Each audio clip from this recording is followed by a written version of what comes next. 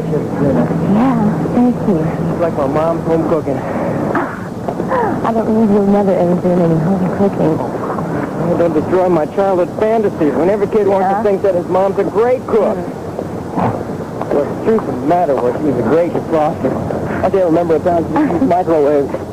Listen, did we get on before we reach the curtain at the Glendale Lobster? We've got a couple of hours yet. We've got plenty of time for the show, yeah. Okay, well then let's go to the hotel. Great. All right, look around. Go. Sure. Go ahead.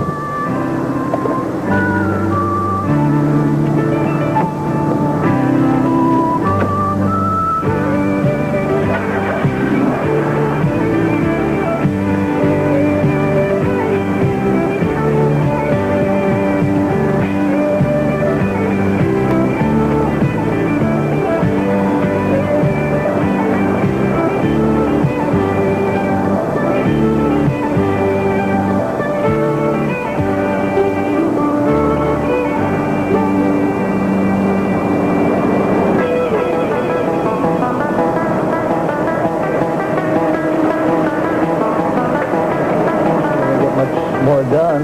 Why don't we just call it a night?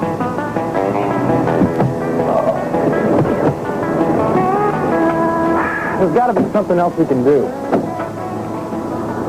right. Why don't we have dinner? Maybe eating will stimulate our brains, though. No argument for me.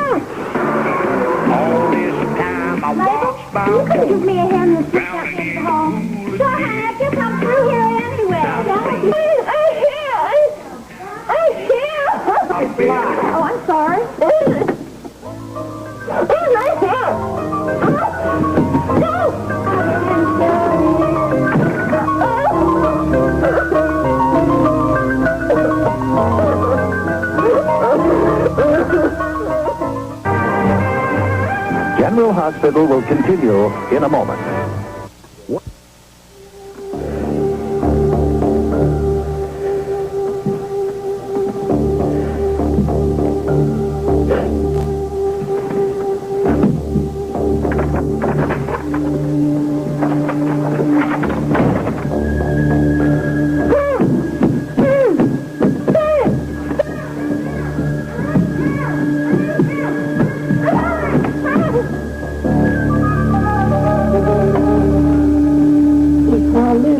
Afraid of the dark? Oh, honey, ain't that too bad, huh? Don't be angry at me. I didn't cause any trouble. Oh, really? What'd you expect? That Prince Charming was going to ride in here on a white horse and take you away from mean old Sarah? No, I didn't expect anything at all. I didn't. I was just scared. I told you I would take care of everything. Oh, since you left me in that closet so long, where did you go? You will find Maddie the day after tomorrow. Why? What happened the day after tomorrow? Honey, that is the day that Terry and Patrick will die. Oh, what about me? What about you? Are you going to kill me, too? Oh, Lucy, honey, that is so refreshing. Desperation tends to bring out the survival instinct in you. No, please. Sarah, don't kill me. I'll do anything you want. You can trust me. Oh, really?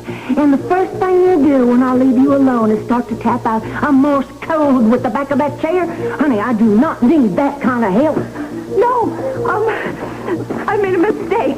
Okay, it won't happen again. You are right about that. You make one more mistake like that, and I will not leave you alive long enough to apologize. Sarah, just, why don't you give me something to do that will prove my loyalty to you? There might be something. I will think about it. Thank you. You won't be sorry. Now, in the meantime, you had best mind your manners if you ever want to see Port Charles again.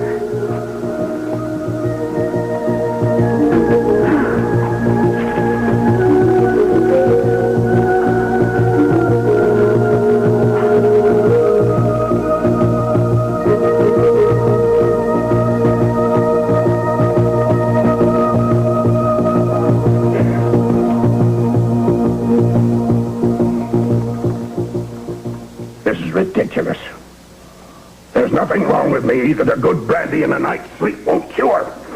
How long have you had this cold? I don't know. I never pay attention to those things. I get them every winter. I don't remember you getting a cold every winter. No, of course you don't. I've learned to take pain like a man. I suffer in silence. Since when? Well, I've always been like that. I guess I'm just the last of a dying breed. Oh, please. I remember when you missed out on that utility company stock splitting, you cried like a baby for almost 2 weeks. Well, what did you expect me to do? Every time somebody threw a light switch, it was like an arrow piercing my heart. Well, I don't think that this cold has anything to do with stock splitting, but I would like you to go into the hospital and get some tests done, okay? What sort of tests? Driving tests. What do you mean, what sort of tests? I want you to get some hospital tests done. I want you to go and see Dr. Newman. He's an ear, nose, and throat specialist, okay? What's he doing? Offering a kickback for every idiot you drag in off the street? Look, I don't need a specialist to tell me that I have a cold. That means 3 days coming, 3 days here, and 3 days leaving. There is just a chance that it could be more serious than that. Really? What do you suspect it is? How much is it going to cost me to find out? Well, I can't say just by looking, but the symptoms indicate you may have some polyps on your vocal cords. No, that's nonsense. Well, it would certainly explain your sore throat and the hoarseness in your voice, wouldn't it? I'm losing my voice because I spend the greater part of every day arguing with my family. Well, if you want to continue arguing with your family and not lose your voice completely, I suggest that you get yourself into the hospital tomorrow morning, see Dr. Newman. There is nothing wrong with me. There probably isn't, but it's not going to hurt to make sure, is it? Says who? Says me. Now, for the time being, would you kindly just shut up and give your throat a rest? I'd be glad to. If you'd leave me alone for a moment. Gladly. You tell that mother of yours to keep that damn pickle Lila out of here. The whole house reeks with it.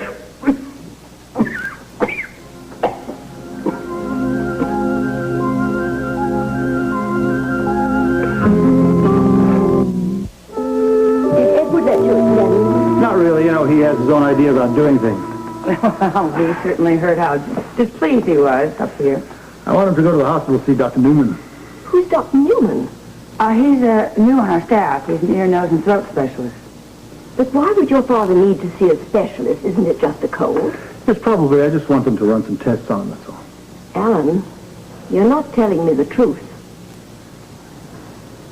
The truth is that there is a chance, and I mean a chance, that he could just have some polyps on his vocal cords, and of course, you know, that could be serious.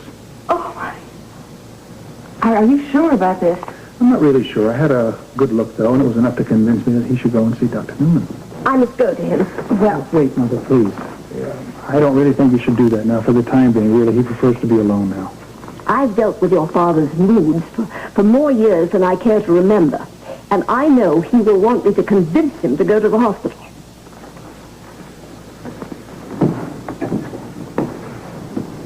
well, I will say that is one very brave lady. You're not kidding. That's like walking into a lion's den. Maybe she'll get him to calm down anyway. I hope so. Hope she has more luck than I did. Polyps. I don't like the sound of that. No, there's always the fear of malignancy, isn't there? Did you mention that to Edward? No, that would be premature, wouldn't it?